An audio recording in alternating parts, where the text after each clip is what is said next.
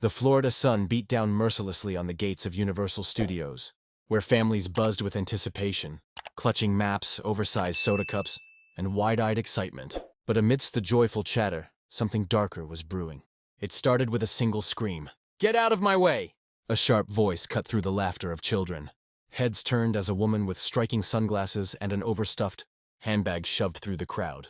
She was red-faced, impatient, and brimming with the kind of energy that made people instinctively step aside. Her name was Karen, though no one needed an introduction.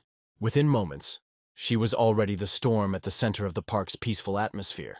Families whispered nervously as Karen snapped at a teenager, who accidentally brushed her shoulder. She barked at a stroller-pushing mother for taking up too much space. And when a park employee gently suggested she calm down, Karen's voice rose louder, sharper, angrier. But the true ignition point came in line for the brand-new roller coaster, the Inferno drop.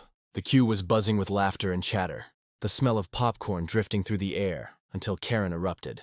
"This is ridiculous. I've waited long enough," she shouted, waving her arms with theatrical fury. The family in front of her, a dad, mom, and two excited kids, tried to stay calm, offering polite smiles. But Karen wasn't looking for peace. She leaned in close, her sunglasses sliding down her nose, and hissed, "Move now!" The father shook his head. "Ma'am, we've been waiting just like everyone else." That was it. Karen's hand dove into her oversized purse, fumbling with something metallic. Gasps rippled through the line as she yanked out a small canister. Pepper spray. The crowd recoiled in disbelief. "Is she serious?" someone muttered. A child clung tighter to their mother. The air thickened with tension, every second stretching into eternity. Karen raised the canister like a badge of authority. "Don't test me," she warned, her voice trembling with a cocktail of rage and entitlement. But in her haste, Karen hadn't noticed the security, camera above or the park guards, moving quickly toward the commotion. The crowd fell silent, torn between fear and fascination, waiting for the next move. And then it happened, a single careless press of the nozzle. A blinding mist filled the air, catching not her target, but herself. Screams erupted. Karen stumbled back, clutching her face as the very weapon she wielded betrayed her. Families gasped, and the father she had threatened stepped forward, shielding his children from the chaos. The meltdown had begun. Chaos spread like wildfire. The sharp sting of pepper spray hung in the humid Florida air, making eyes water and throats burn. Parents pulled their kids close, covering their faces with jackets and hands. The cheerful buzz of Universal Studios had dissolved into shouts, coughing, and frantic footsteps. At the center of it all, Karen stumbled in circles, clutching her eyes, shrieking, "I can't see! Somebody help me!" Her sunglasses lay crushed on the pavement, and her once commanding voice was now raw with desperation. For a moment, it almost seemed like pity might soften the crowd's anger. But then came the murmurs. She brought that on herself. Who even brings pepper spray to a theme park? "She nearly hit my kid." The father Karen had threatened earlier stood tall, his protective stance unwavering. His wife comforted their shaken children, whispering reassurances as the chaos rippled outward. He glanced at Karen, his expression firm. "This isn't about you anymore," he muttered under his breath. Within minutes, two uniformed security guards pushed through the crowd, their radios crackling.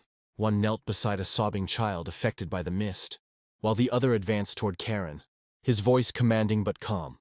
"Ma'am, drop the canister." Karen flailed, blinking furiously. "I'm the victim here," she shouted, her words muffled between coughs. She waved the spray wildly, forcing the crowd to stumble back. But the spray had already lost its shock value. Everyone had seen her fumble it into her own face. The once intimidating gesture now looked foolish, desperate. A teenage bystander held up their phone, recording every second. "This is going viral," they whispered with a grin. Around them, more phones rose into the air, capturing angles from all sides. Karen, still blinded, had no idea the entire meltdown was becoming a spectacle for millions beyond the park's gates. The security guard repeated, sharper this time, "Drop it, now!" Her hands shook as she clutched the small canister. The crowd grew restless. Some demanded she be escorted out. Others muttered that she should be banned for life. Children peeked from behind their parents' arms, their wide eyes fixed on the woman, who had turned their dream vacation into a nightmare. And then, as if on cue, Karen slipped. Her heel caught on the edge of the pavement, sending her sprawling to the ground. The canister skittered across the concrete, landing at the feet of the security guard. Gasps turned into laughter, the tension breaking into a wave of incredulous chuckles. One father in the crowd shook his head with disbelief. "That's what instant karma looks like," he said. But the story wasn't over. Karen's stumble was only the beginning of her reckoning. The laughter echoing through the lines stung more than the pepper spray. Karen scrambled to her feet, mascara streaking down her face. Her once imposing presence reduced to something almost pitiful. But if she noticed the pity, she refused to acknowledge it. "You'll all regret this," she screeched, pointing blindly toward the crowd. "I was defending myself. They were threatening me." The father she had confronted earlier stepped forward again, his voice calm but firm. "No one threatened you. You brought this on yourself." The murmurs around them grew louder, some sympathetic, but most critical. Dozens of phones were still raised high, their little red recording dots capturing every flailing gesture, every shrill word. Karen, oblivious to the sea of lenses trained on her, continued her tirade. "This whole park is against me. It's a setup," she shouted, spinning toward the guards. "You'll hear from my lawyer." One of the guards, tall and composed, didn't flinch. "Ma'am, please calm down. You're scaring families." But Karen wasn't calming down. Her voice rose higher, shriller, bouncing against the metal rails of the roller coaster queue. "Scaring families? They should be thanking me. You don't know what I've been through today!" Her words were lost in the roar of the crowd. Children cried softly into their parents' shoulders while adults muttered in disbelief. What no one realized in that moment, however, was that Karen's meltdown was spreading far beyond the park. Across social media, the first clips of her fumbling with the pepper spray were already racking up thousands of views. Captions appeared. "Karen tries pepper spray at Universal. Instant karma hits back." Onlookers giggled behind their phones as notifications buzzed across feeds. Back in the park, Karen grabbed the metal railing with both hands, her knuckles white. "I won't leave," she declared. "I paid for a ticket, and I have just as much right to be here as anyone else." The crowd jeered now, the tone shifting from shock to mockery. "Go home," someone yelled. Another voice chimed in. "You're famous already, lady." Laughter erupted, stoking Karen's rage. The guards exchanged a glance. One leaned toward his radio.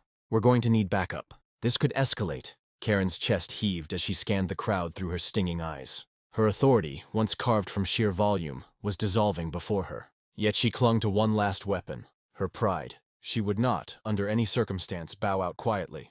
And as backup security closed in, the stage was set for the meltdown to reach its breaking point. The line for the Inferno drop was no longer a line.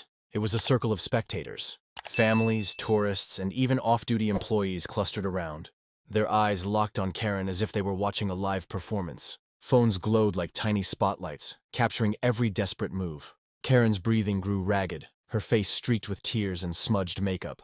Yet her voice cut through the murmurs, defiant as ever. "You think you can embarrass me? I'm not going anywhere until I ride this ride." The crowd burst into laughter. Some shook their heads. Others whispered that this was better entertainment than anything Universal could design. The guards, however, were less amused. 2 additional officers arrived, forming a careful perimeter. "Ma'am, this is your last warning," the lead guard announced firmly. "Put your hands where we can see them and come with us peacefully." Karen gripped the railing tighter. "I'm the victim. They provoked me. I have rights." Her voice cracked, trembling between fury and desperation. From the back of the crowd, a teenager shouted, "She's going viral right now." The words spread like wildfire, sparking a ripple of laughter. Karen's head snapped toward the sound, her eyes wild. "What did you say?" Dozens of phones rose higher. Screens displayed live streams with comment bubbles. Racing across, "This is gold." Instant karma at Universal. Is she serious right now? The realization hit her at last. She wasn't in control. The audience wasn't afraid of her anymore. They were entertained. Her meltdown had transformed into a spectacle, and she was the unwilling star. "Stop recording me!" she screamed, lunging toward a cluster of teenagers with phones. The guards intercepted, blocking her path. She thrashed against their grip, her bag swinging wildly. Popcorn toppled, drinks spilled, children squealed. The father she had targeted earlier stepped forward again, his voice calm but resolute. "You've scared enough people today. Just stop." Karen froze, her chest heaving. For a split second, the park fell silent, waiting for her next move. Then, with a final burst of defiance, she shrieked, "I won't be silenced by any of you!" Her heels slipped once more on the wet pavement. This time she tumbled into a shallow puddle, water splashing across her blouse. Gasps gave way to laughter that echoed across the ride queue. Cameras zoomed in as the once dominant figure sat soaked, trembling, and cornered. The guards lifted her gently but firmly to her feet. "That's enough, ma'am," one said quietly. The meltdown had reached its peak, but the true instant karma was still waiting. Karen's soaked figure was led slowly through the crowd, her heels clicking unevenly against the pavement. The same families she had towered over minutes earlier now parted like a sea, but not out of fear, out of ridicule. Phones tracked her every step, their owners whispering and laughing. She was no longer the storm at the center of the park. She was its punchline. The guards kept their grip steady, though gentle, guiding her toward the exit. Karen's eyes darted from face to face, searching for sympathy, but finding only smirks and muffled chuckles. "Stop looking at me," she barked. "You'll all regret this when my lawyer hears about it." Her voice, once sharp and commanding, now trembled with exhaustion. The children who had once cowered from her clung to their parents, not in fear, but in relief. One little boy whispered, "She got what she deserved," and his father nodded, smiling softly.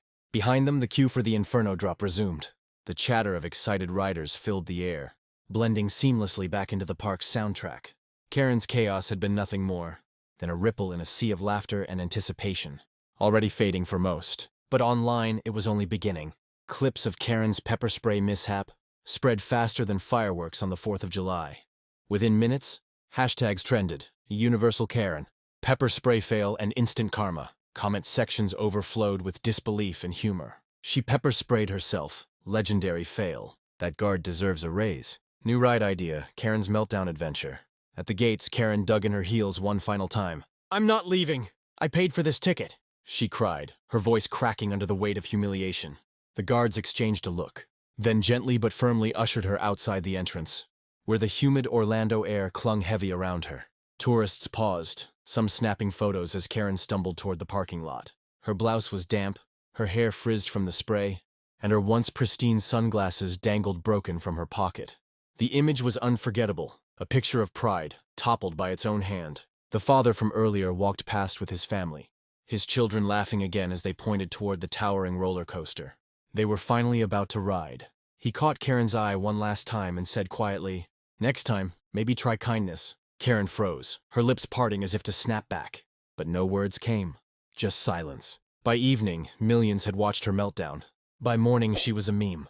And by the end of the week, her face had traveled farther than her vacation ever could. Instant karma had done its work. Wow. If you thought this Universal Studios meltdown was wild, just wait until you see what happens next. Don't miss out on more unbelievable stories like this. Hit that subscribe button right now and join the chaos. Smash the like button if you believe instant karma always finds its way. And drop a comment below. What would you have done if you were in that crowd?